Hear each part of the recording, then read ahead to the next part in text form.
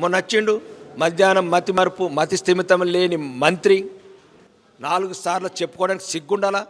Komatireddy Venkatareddy alias పిశంకడు Nizamabad జిల్లాకు వచ్చి దక్షిణ తెలంగాణడు ఉత్తర తెలంగాణ మీద పిచ్చి పిచ్చి కూతలు కూస్తున్నాడు. 73,000 మంది ఓట్లేసి గెలిపించిన ప్రజాస్వామ్యంగా గెలిపించిన శాసనసభను కాదని నియోజకవర్గం అంతా 2 సార్లు ఉంచినోని 2 సార్లు అసహించుకున్నోని 2 సార్లు తిరస్కరించినోని ఈ పిశంకడు ఎమ్మెల్యేని పరిచయం చేస్తాడా? ఎవడెవరా నువ్వు?